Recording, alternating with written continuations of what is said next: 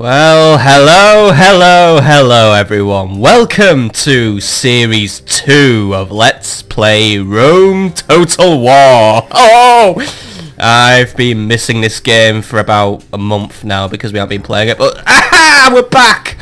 Back to do another campaign, back to rule the world once more, but from the perspective of a different person this time perhaps. However, just before we get in, I just want to quickly pop out that I am using my new gaming PC now, which, like I told you, costs about £1,000, and I've just bought it to play Rome Total War on, at max settings, mind you, so I've got something good going on. But yeah, I've just been playing this in max settings. It runs quite smoothly, so I'm looking forward to what we're going to be doing in this campaign, because in this campaign, we play as Rome's greatest enemy. No, not the Brutii. Carthage. This is who our new faction who you have chosen, though really it was a 5-way tie in a faction vote, so it was really a case of spin the wheel, but Carthage came out on top, and Carthage is who we shall play as in our new campaign, where there'll be no advice because we don't need it anymore, but we'll be taking it up a step. We're playing on hard this time. More challenge. And also I'm going to remove a battle time limit because I don't like having a battle time limit on, and we are going to be playing the long campaign as well again, which means we will need to control 50 provinces and Rome. But what we're going to do this episode is we're going to review the starting position of Carthage, all the action. That's for episode 2, so if you want to get right into the action, please skip ahead to episode 2. But if you want to learn about Carthage, learn about our starting position, our starting tactics, stick around. So as you can see on this map, we're pretty spread out. We've got provinces here and everywhere, but we'll have a closer look once we're on the campaign map.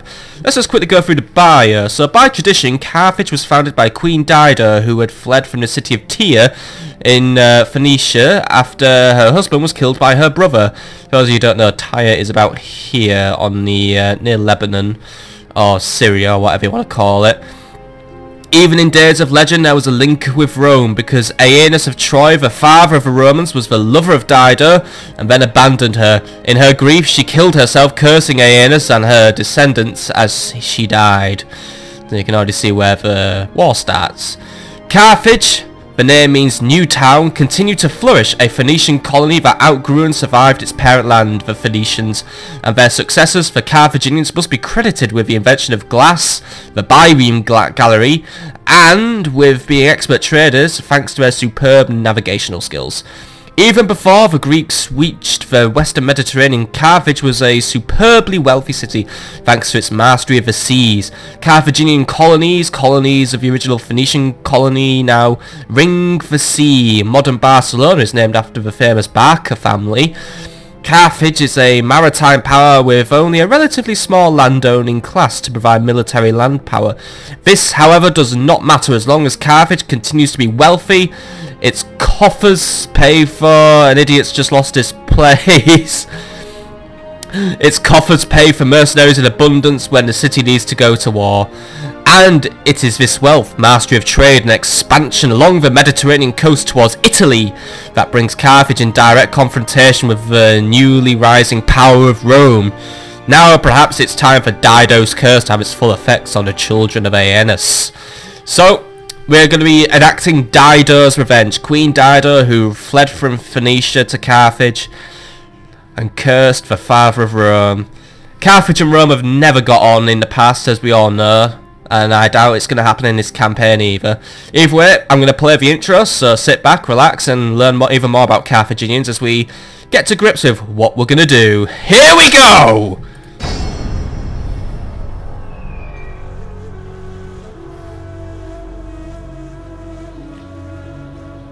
Last night, the crying of the children kept me awake, and I had a terrible vision. I saw the fall of our city, bleached bones under a harsh sun. Carthage, gone. Why would Baal send such a vision? He is not cruel. He has watched over us. We have had victories aplenty in war. Our merchants sail to all corners of the world. And yet now, I fear I cannot help it. We are the envy of lesser people. They tell terrible lies about us. They do not understand, so they lie. But the Romans, they are the masters of falsehood. War will come. I am sure of it. So I will have no more false visions. And I think the children will be quiet tonight.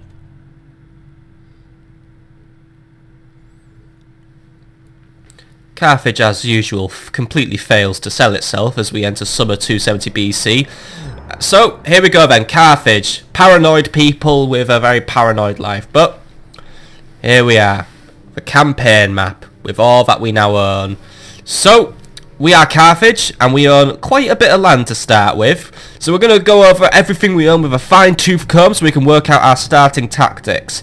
I've already formulated a few in my head while thinking about starting this campaign because I've been looking forward to it a lot.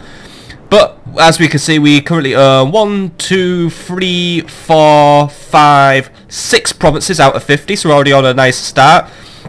However, we are a very, very spread out people. We are effectively on 2 continents, or at least several islands. We've got our capital on Africa, Carthage and Thapsus. In Sicily we hold Lilybaeum, while the Scipii hold Messana and the Greeks hold Syracuse. We have complete ownership of Corsica and Sardinia thanks to the city of Corralis. However, it won't be long until the Julii or the Scipii will be challenging us for this. Parma is ours unless the Spanish have other ideas. And Corduba gives us our foothold in Iberia. So, we are spread out, and there is a lot for us to do this time. It's not as simple as the case it was with the Julii, where we could just spread out into Gaul, and simple as that.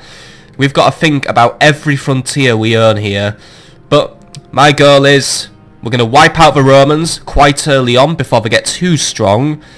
Then we'll spread out across Africa, and make our way to conquering our original homeland of Phoenicia. That's our goal.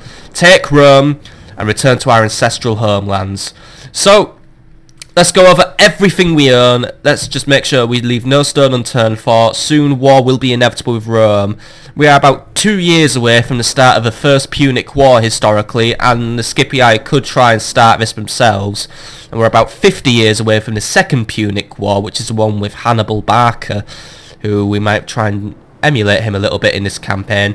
So let's quickly bring up the faction summary window and see what we're playing with. So we'll start off with diplomacy. As you can see, we have no allies, well, we do have enemies. We have the rebels, but no protectorates. However, we do share borders with the Scipii and the Greeks, and most likely we do share a border with Numidia, who will probably start becoming a thorn in our side. We also share borders with the Spanish in the north, so we've got 4 factions to think about. Numidia, Spain, Rome, and Greece. Clearly we're going to have to make a few alliances and make a few enemies. So we're going to have to pick our wars carefully in this early stage of a campaign while we're still young. Financial, in terms of finance, we seem to be doing okay. We seem to be projected, if I do nothing this turn, we will pull in a profit of about 2,000 denarii. That's pretty good. Income overall, mining, yet we're making a lot of taxes, we're making a fair amount. Trade, we're not making too much, but if we expand the olive branch to a few factions, we can probably bring in a fair bit of trade. Upkeep right now for army is standing quite high at 4,550, so we need to be careful with recruiting troops, or we don't recruit anything too large just yet. We'll keep an eye on where we're going to recruit. And as for faction, well, our capital city is naturally Carthage. We're led by Hanno. We have 14 family members at the minute to play with, and we control 6 regions, but we haven't won a battle off. Well, we haven't even fought a battle yet. That's for next episode. So let's have a quick look at the lists then. So we've got Hanno, who's our faction leader. He's currently got 768 men, and he's sat in Sicilia Poeni, which means he is currently in Sicily on the march. So I have a choice of one thing I can do with him. I could either retreat into Lilybaeum and we'll play defensively and try and focus our efforts somewhere else, or Hanno, who I believe is based off Hanno the Navigator, who died about 500 years ago, well 300 years ago, but who's counting. This was a very famous Carthaginian dude, discovered most of Africa, well, bits of Africa, and well, yeah, he was really cool. But we currently have 768 soldiers as retinue, including round shield cavalry, elephants, Iberian infantry. Yeah, we get these fucking guys, and after all my bad mouthing of them, and we also have access to some mercenary Balearic slings and Numidian mercenaries. So with this, we could either antagonise the Scipii or antagonise the Greeks. I'll decide who I do pad to on the next turn. In Carthage, we have a factionaire, Hasdrubal, who is, I believe, his father of Hannibal. He's currently 45 years old, and he's well, he's factionaire. He's got some decent traits about him, actually. I mean, we do seem to have decent people with decent traits. He's currently just holding the garrison and governing Carthage. Carthage's garrison isn't very strong though, just 2 town militia and some Numidian mercenaries. Might want to look into buffing up Carthage's strength and also buffing up its income in case of Numidian attacks. We also have 2 navies. We have Admiral Fear, who is currently somewhere, I can't really see. Got too many windows open. Admiral Fear is currently docked near Carthage, and Admiral Timarson is currently docked near Lillebeum. So I might bring Fear into Carthage for now, although that's going to be for next time. I'm not doing any moves. Burhus is currently governing Thapsus. He's got a small retinue of just weak garrison units once more. So he's keeping an eye on that area in case of Numidians. Might be a good idea to build walls at Thapsus early on. Same goes for Corralis as well, just once more in case. Ferges currently governs Lillebeum, so that means we have a fallback family member should things go wrong here. However, the garrison here is weak, so I think Carthage and Lillebeum, they're going to be the 2 key areas where we're going to be doing recruitment, because we do have 7,000 denarii to play with from the start as well, so how we invest these denarii at this stage of the game will probably be the difference between losing territories or gaining territories.